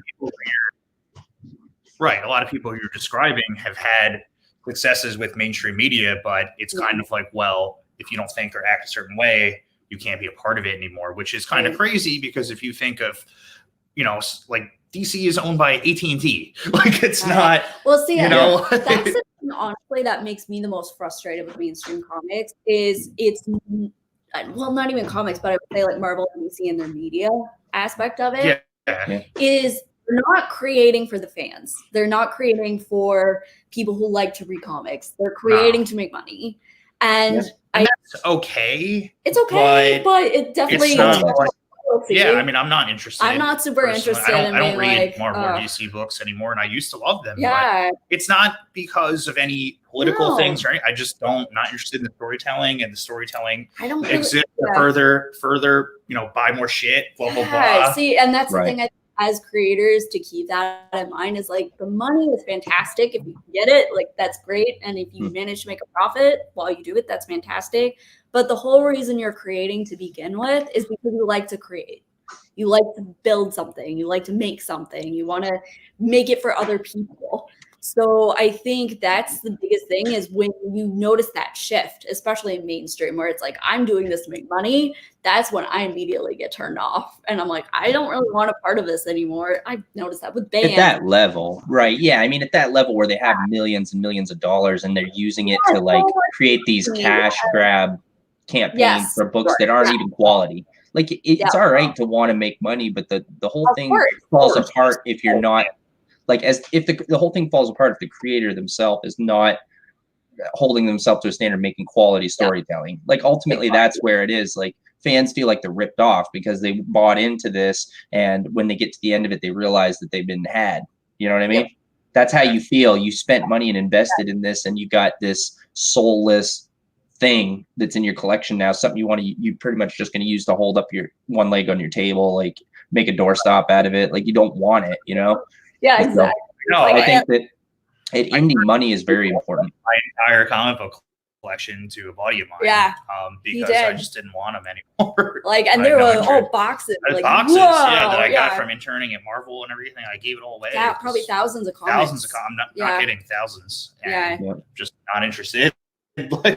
It was just kind of, And, I think that's the thing too, is always keep that in mind and always remember, like, even when you are making money from what you're doing, like I'm starting to make some money from my travel blog and things like that. And just a reminder, that, we need to keep that in mind. And that's a good point. I agree. It's not the comics, it's the media. The point is, everything feels like it's made for a media adaptation and it's not for the medium itself, because there are a lot of unique things that I think the medium of comics has to offer that are not inherently adaptable to other media like animation or film or anything like that. And that's good. I mean, that's good. Yes. Like, I think that, if people are looking to embrace that part of comics where like it should be for people who like comics primarily, and sure, you could certainly adapt things to animation and film, and no one's saying you shouldn't, just that shouldn't be the purpose. But when you have large corporations that own the largest publishers that are doing that, then that's inherently going to be a part of it. And that's what it is. That's what it is. Right. Like, I agree with you, and I think it just makes it feel soulless now. There isn't that connection and that love of creation. Like, one great example, I was talking to someone else about it, was the other day when I did the live stream with Paris. When I heard him talk about his run on Wonder Woman and how it started, it was so good to see his passion. Now, he's not a writer, he's an artist, and they talked with him. They were having trouble with sales. There was a dip in the series around 3 or 4. The sales started to decline, and they were open to ideas to bring the series back and make something amazing. And when they talked with Paris, like, he had this elaborate description of how he felt the character should be represented and what she could be, her internal dialogue and her thoughts, as well as what she is as a hero. He used examples of defining the hero, what she's been in the past, and had this whole thing to present to these editors who asked him one question, and you could see like the love of the character and how much passion he had for what he was doing at the time. And those creators are going the way of the dinosaur nowadays, because everything, like you said, is being packaged up and quickly sent out, the deadlines, and they're just winging stuff at us left and right, and it doesn't have that heart. People aren't passionate about the characters anymore, or they don't have respect for the characters, you know what I mean? And not only respect for the characters, but like preserving what the characters are. And their idea to make a new to make something new is to change it, to completely change it and go. And they think the shock value is going to get people to buy the book. But so what's happening is you get that shock value, like, okay, Iceman's gay now, and then we're doing this, and we're going to present these social issues, and then which I don't care what someone's sexual orientation is, obviously, but it seems contrived when they do it. If it has meaning and you make your own character and you do it, it's one thing, but just the way that things are presented behind traditional media, where like having a gay character, I mean, you could watch most television shows now. It's not, why is that such a big deal? Why is that in and of itself something to celebrate, as opposed to if it's done well, sure. I mean, I don't really know. Read it. If it's done well, it is, but it's not. That's the thing, is they're not doing well. It's contrived and just thrown in there, and it's not really explained correctly. And the dialogue is unrealistic. It's almost as if, like, in most cases, the writers are very disconnected from people, or don't understand how people actually think and interact with people, and they're not hitting that. It's not relatable. You know what I mean? And like I said, I mean, I'd be fine with it if it was done well and it was part of the story, or if it was at least explained well and represented well. But I have gay friends and lesbian friends, and they would be appalled to read something like that and be represented the way that they're being represented in these books. It's like someone who wants to write about something they don't understand. I mean, we're told as writers, as new writers, like, write what you know, because then it comes off natural and it's relatable. And these people are writing about stuff they don't know. It's obvious that most of them don't even care about comics. They like the money and this career and these things, and they're writing things that they're not good at writing. And then it's just the fans are getting, or the fans in the comic shops are the ones who are paying for it. Shops are getting hit with unsold copies. When these books come out and they're terrible, nobody wants to buy them, they're getting stuck with it because there was no returns before COVID. And then the fans are feeling cheated as well. You know what I mean? Yeah, as you said, the sales speak for themselves to some extent. Like if Well, people are not yeah. interested, they're not going to buy it. I mean, you can't create things for a market that doesn't Yeah. exist. Yeah. I mean, like if you want to talk about what Paris was saying the other day on your, on the show, Yep. when he was talking about going to like a Wonder Woman panel or something at a con, and he was saying all these people were criticizing them, and he was like, listen, they were like, who are you? And he's like, well, I was pretty integral in wait a working on minute. the character. And then they were like, oh, well, what do you think the problem? And he was like, listen, how many of you actually read the book? And I think like one or two people rose their hands. So it's like, well, you're making changes in the characters for people who don't even read the this, book. This is not the fan base. This is not your audience. Sure, these are people who like the media surrounding it. These are people who see the films and blah, blah, Which is blah. a different thing. But that's a different thing. And I think it's okay to separate. I always use the comparison, like there's fiction and then there's fan fiction. And who you really actually want to market to is not your base market, it's your fan fiction market. So if you look at it and there's talk, there's sharing, there's people who are interested in this alternative world, that's fantastic. They took your idea and ran with it. That's what you want. So instead of looking at it and saying, okay, I'm going to market to the old school Wonder Woman people, no, you look at it and say, what fanfic is there about Wonder Woman? Of course there are young female fans of Wonder Woman. Of course there are. Like how many little girls? The movies. Yeah, how many little girls dressed up as Wonder Woman for Halloween after the movie came out? You want to market to those people, not the standard. Exactly. You want to make sure that the stories are like telling an authentic tale for them, and letting people run with it and saying like, this is not. The second you put out something of yours, it's not your story anymore. Like you built it, you created it, it's your baby. Decide how to interpret it. Yeah, but it's not yours anymore. You've given it away. Like, so if people can enjoy it and create their own thing, and that's awesome. That's what you want. So the minute you let that go and say like, all right, this character is going to have its own life after that. What more do you want? That's fantastic. So yeah, that's true. That's a good point. It's kind of an honor, really. Yeah, I know what you're saying. And it's hard, ultimately they're. Oh, sorry. Go ahead. Oh, when you have, mainstream companies, however you want to phrase it, that are like stifling innovation. You're trying to do things that are, different, but you're trying to appeal to, SJW type people, but that's not really. That's not how you. And also that rings hollow. That rings hollow too, because people are like, oh, Iceman's who gives a shit? What's the story? Yeah, I mean, like, right. That affect the characters? How does that affect the characters around Iceman? Blah blah blah. I mean, again, I don't. It affects them in a terrible, contrived way. It's so bad. Like I saw. It's so bad. So I don't know the specifics. But, something like female Thor, I know people really connected with, and that's because the writing was good. The writing was good, and it made sense with the character. Right, like, and it was a natural progression, to have Jane Foster take over as Thor, and I think, again, I didn't really read it, but from what I understand it made sense because I read it. It made sense with the character because the character was always so selfless from the very beginning with Thor. So she was always giving. She was a doctor, right? Yeah. So she's always giving herself. She's always doing this. So when she took the role as Thor, and the cool part about how they figured that out was each time she became Thor, she had cancer, like part of her health deteriorated. So she's like, I have to save these people knowing that I'm going to feel less of myself. Like I'm going to die, basically. But it made sense with the character because she was already giving herself as a doctor. So I think that's why people resonated with that, was because it's like, this makes sense with the character. Like, this is someone who has always put herself out there for others. So it makes sense that she would be doing this in her new role. Did she make sense with her dialogue? Like, did it make sense? Yeah, you know what I mean? It was also written by a woman too, which helped a lot. So it wasn't so much like a guy writing. Yeah, being like, oh yeah, like I hate to say this, but like I have boobs, so like this is how that can totally happen. Yeah. That can happen.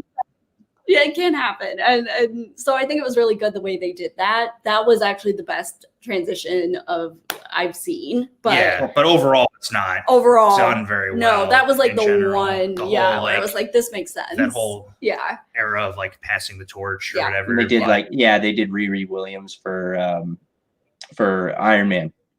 Yeah, and she was and we had to redesign Meteor Marley because of that, because I was working with Jonda and she did some designs, and then I posted them online, and like a couple weeks later they announced Riri Williams as the successor to Tony Stark, and I was like, that is exactly the design that we agreed on, like identical. So then we had to go back to the drawing board, and I just put it away for a while, and ended up coming up with the design that I have now, and then changing the title. So it was kind of for the better, I think. So I'm not real, but yeah, they. By the way, Meteor Marley is a great character. Yeah, definitely. Yeah. Really enjoyed You guys dig it? Yeah. It's gonna be a fun title. Well, and I remember this was like 4 or 5 years ago when you were coming up with the idea, because I think we were all together in Bangor, when we were discussing it. And I remember you talking about it, and this was, again, kind of like this idea what happened before all this other stuff happened. And I think the cool thing about Meteor Marley, to me at least, is it rings more true and more authentic than, say, even like what they're doing now with Tony Stark and things like that, because you had that idea before, and it wasn't because, we need to transition and we need to make this available for people and we need to like do this in order to build sales. It was because you really liked the character that you created. Right. There was a passion. I did really like the character. I love the idea and the premise of it, and starting at a very young age, and what, like in the first issue where she's growing up, and was a lot of fun to write. And then also, like, it's just going to be a fun title going forward. Like, imagine like Godzilla, only she's a superhero. Like, she's always fighting these mutant monsters. And we've got philosophy. Like the first issue, I pulled quotes from astronomer Ptolemy, stuff that fits. I do a lot of research and get to read a lot of philosophy, and each issue is going to have one piece of philosophy for readers, and then also like a piece of science at the end. It's Meteor Marley and the asteroids, so we give a little something to them, some information, and have a fun story with lots of action. And she's a really cool character. So it's strong, powerful type character, writing essentially like a Wonder Woman type character for a Cornerverse. And so that was a lot of fun to write too. And someone dealing as an 18-year-old dealing with the fact that you have this incredible invincible power, but you're just you're just growing up. Like really, once you become an adult, you still have a ton of learning to do. And so we get to watch the character grow through that. And so it's definitely a lot of fun to write. Right. Yeah, absolutely. And I guess pivoting to the Cornerstone stuff a bit, I mean, I think that's kind of the goal with everything, is to try to tell stories that feel, things can be diverse, and they should be, and they should reflect the world we live in. But at the end of the day, we want to make sure that the stories we're telling do ring true to the characters and everything, and do feel like something that could take place in our world, right? I guess. And is not obviously, people have superpowers and blah blah blah, but like these are real stories that are like grounded in the reality of issues we're dealing with right now. I mean, I know with like Striking Swan, you were trying to do something like that. Oh, that's right. Yeah, talk about that a little bit, because that's something that's interesting that we haven't touched on yet, is that you guys both write titles for us at Cornerstone, right? And you guys are married, and you're together, and you both write winged characters. So you're writing American Eagle, Dan, and Alex is writing Striking Swan. And there's two original characters from our studio. So that's very cool. I think the cool thing, when Jesse first came to me about writing Striking Swan, it was that same idea of like, this is our Wonder Woman character. And I love Wonder Woman, but she's the ideal. You want to be Wonder Woman. She's like you're oh man, if I could be Wonder Woman, that'd be amazing. But to me, Striking Swan was, I wanted to make her relatable. She crashed down to Earth, kind of like Superman. She's in the middle of nowhere. She doesn't know anyone. And here she is. She doesn't have any family or support like Wonder Woman does with the Amazons. She's just on her own. Or Superman does with Mom and Pop. Yeah, exactly. At least Superman has a mom and dad, or adopted mom and dad. So where, Striking Swan is just like on her own. And so I really started thinking about which characters in comics, female characters, have been kind of on their own, like Jessica Jones. She has no one. And just kind of made that a more complex idea of how would I feel if I had no one in the world and I was just kind of on my own, and I had these incredible powers, but at the same time, I don't really even know how to handle them because I'm in a totally different world than my own world. Being displaced and then feeling like an outsider. Exactly. Absolutely. And that's fun to explore those things and talk about this. And it's a very cool character. Like Striking Swan, I love it.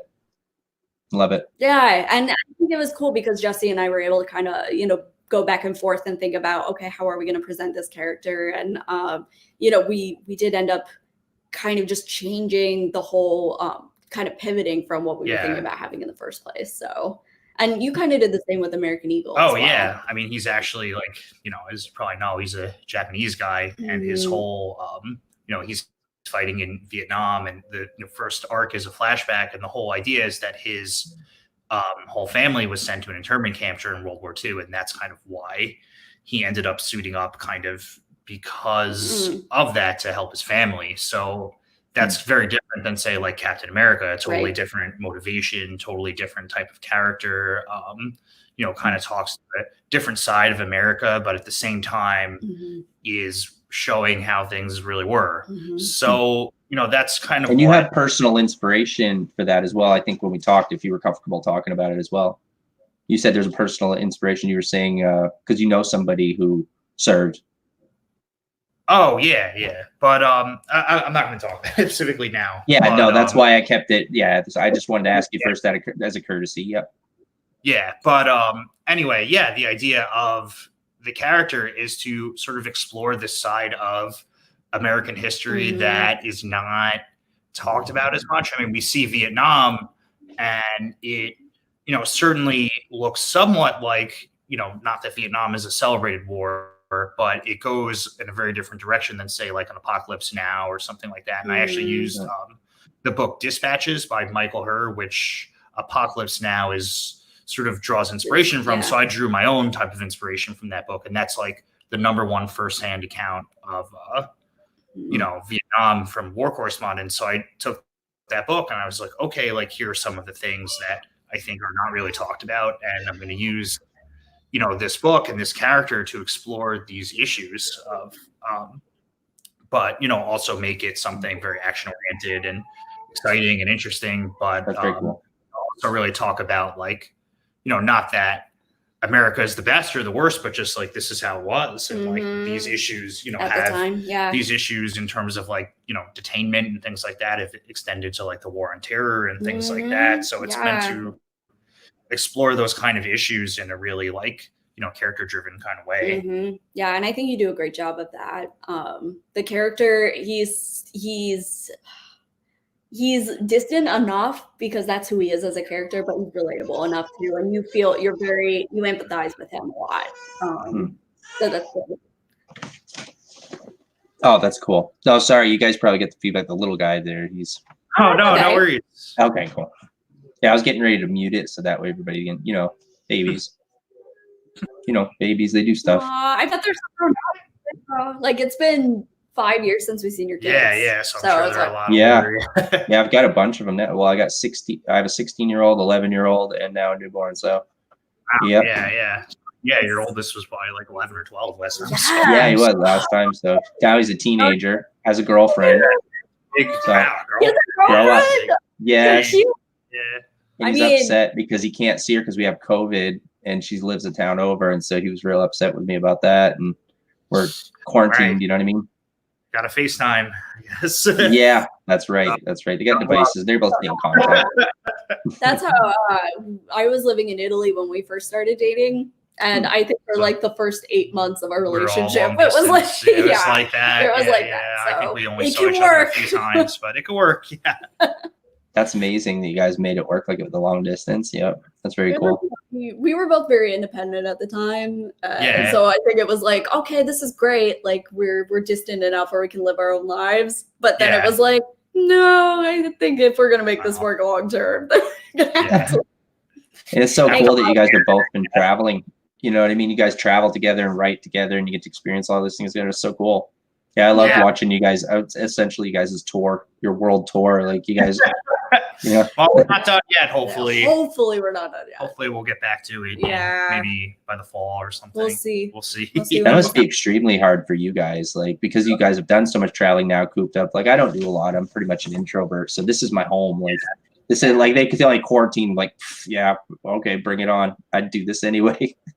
Right. Like, It doesn't change that much. Yeah. Yeah, we were supposed to go to Iceland and Dubai, and both the trips had to be canceled, unfortunately. Yeah. So, and sorry. it's hard for a travel brand too to constantly like keep reminding people that like travel's fun, it's good, like you're gonna be able to do it, and it's like, but we don't know when, but you're gonna be able to do it again, hopefully, maybe soon. So I know. like, I hope you guys are. Yeah. Absolutely. I know you guys enjoy it. I hope you're able to get back to it. And it's pretty hard to have a travel blog when you can't travel, but you know. Yeah. Blogs are running into that problem. Oh yeah, it's not. It's one of those things, and I think too, you know, again, it comes down to building an audience based on you instead of, you know, even so much what you do is more based on who you are. Yeah. Where I've actually seen my following grow because I've been putting myself out there more and instead of being like, look, I'm in this tropical location and enjoying it. Instead, I'm like, I'm at home, like everyone in my pajamas. So like we're all just hanging out and like having pizza and like having a good time. What are you gonna do? Yeah. So it's good to build that audience and know that, oh, okay, like, you know, we're all in this together, as opposed to like, I'm living this very cool, exotic life. And That's what I thought. I was like super jelly. Like I see you guys flying around. I thought you guys were essentially like ascending to godhood. I was just like totally done. Now that you guys have humanized yourself, now I don't respect you at all. Like, that's fair enough. We don't respect ourselves. No. Oh, you guys are great. So. Yeah, you can't take yourself too seriously. Humor is if we got we got to have some humor here at this because we're all stuck in this thing together. You know, great big world. Yeah, absolutely. Totally true. Hey, do you guys have any projects that you're working on right now that you'd like to get links to people? I have a private chat. We can put it in there and I can share it with everybody. Yeah, let me share the I'll pull it up, the Facebook page for Lord of the Twin Lands, and then absolutely, you can pop that link right in the I may have it somewhere, but I got so many tabs open here. Like if you pop that right in that private chat, I can share it right with the crowd, and then so they can follow and see where to get it. And Alex as well, get a project for if you guys want to put something in so that everybody can see it, because you guys are very talented, and and I know that you know, myself included, like we're going to enjoy this, and so yeah, give us something that we can pick up and tell us how we can do it. Yeah. Okay, I'm just gonna put up my website so for people can all the stuff on there and everything. And then I'll also put up my Instagram accounts because honestly that's the one I post on the most, and if anyone has any questions then I'll get back to you right away on that one. So yeah, what do you have, like 13,000? Yeah, so that's good. Yeah. It's you know, it's really nice to feel like I'm connecting with other people. Yeah, we did a live Instagram video live the other day, and that was pretty fun. Oh, yeah. fun. Oh, you did.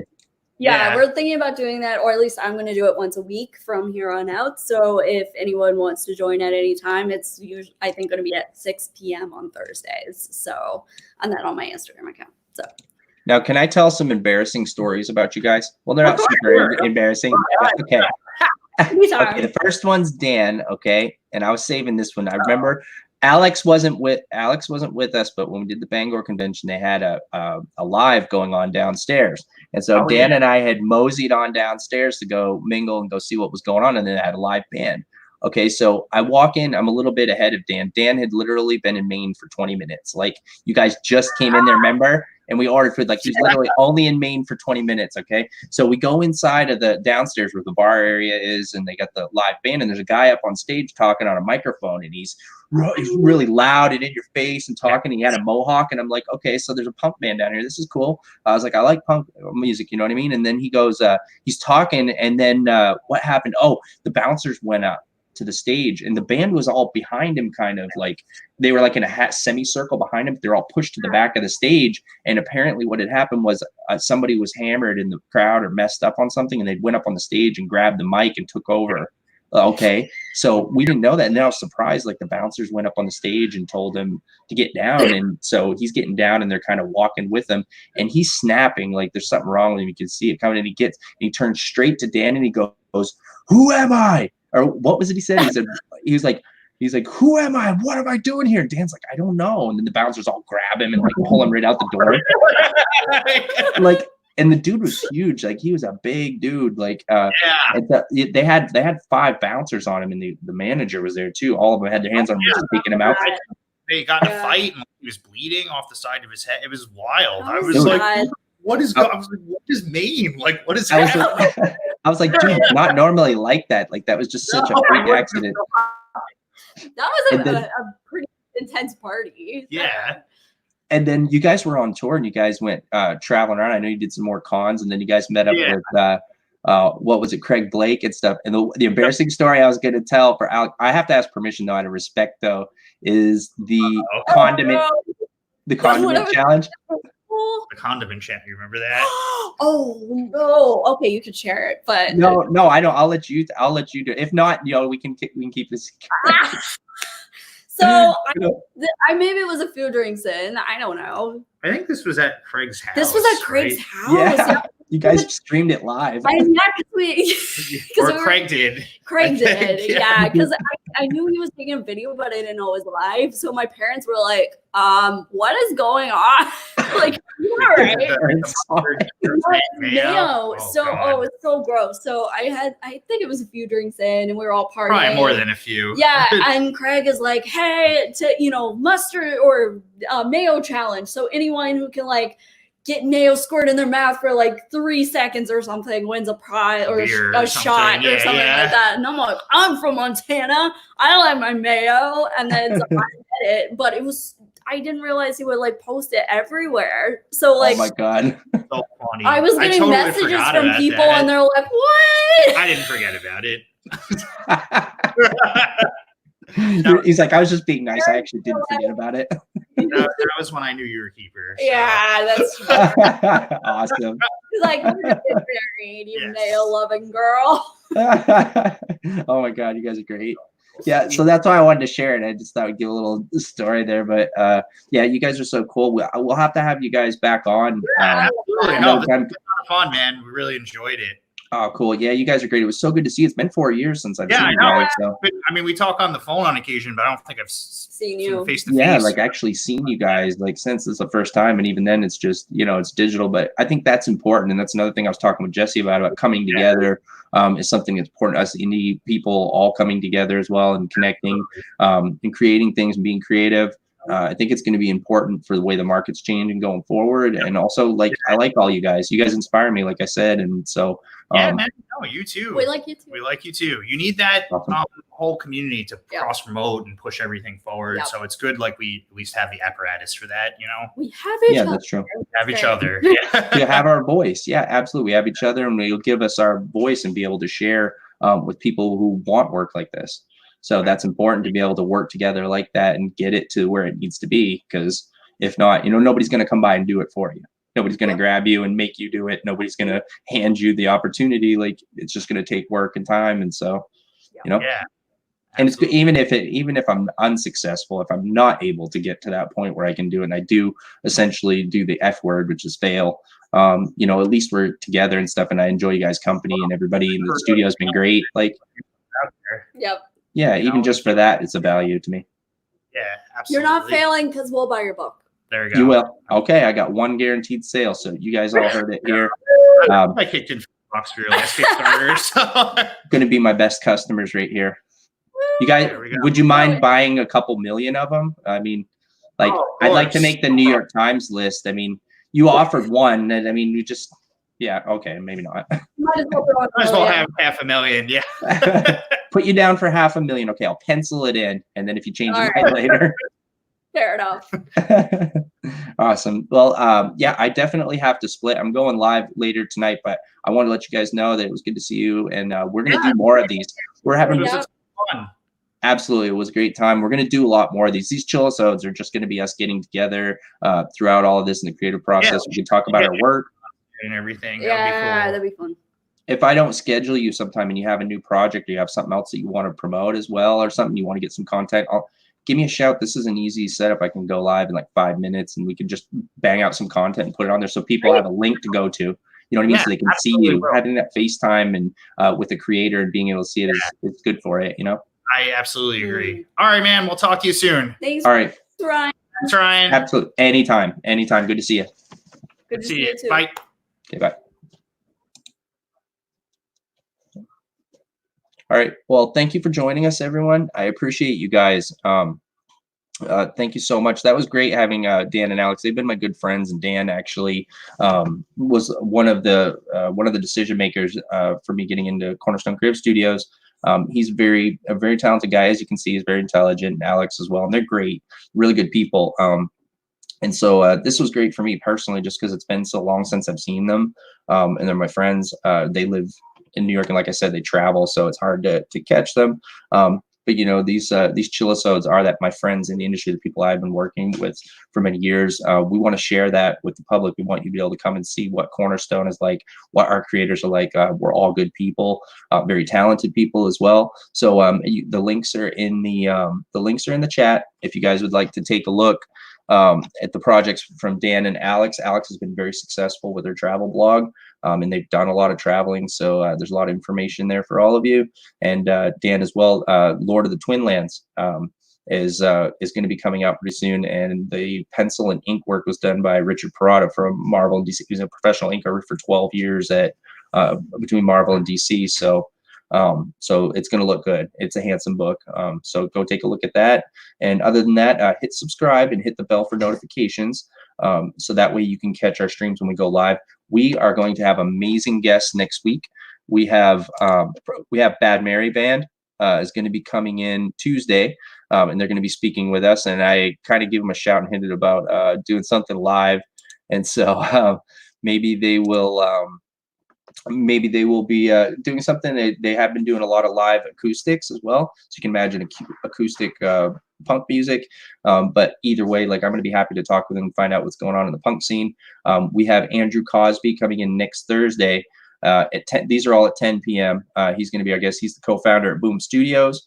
And he also wrote Hellboy 2019, the screenplay, and he's written comics and he wrote Eureka, a TV show. He worked for, I want to say it ran for 6 years. So very talented guy. And so we're going to have him Thursday, and then on Saturday we have the Archmage himself, Ed Greenwood, the creator of Forgotten Realms for TSR Dungeons and Dragons. He also created the character Elminster for the Elminster Forgotten Realms novel series, wrote many novels for TSR, and has run many games as a dungeon master at conventions, and is a wonderful guy, talented guy. So we're going to have him, and I'm personally excited about that. I love the fantasy genre, and his content is what I grew up with as a young man, and reading those books contributed to my writing and my love of fantasy personally. So he's one of my heroes in the genre. So I'm very excited to be able to have him on to talk with all of you. So hit the bell, please subscribe, and so that way you'll get a notification when we go live, and we'll catch you next time. Thank you, everyone.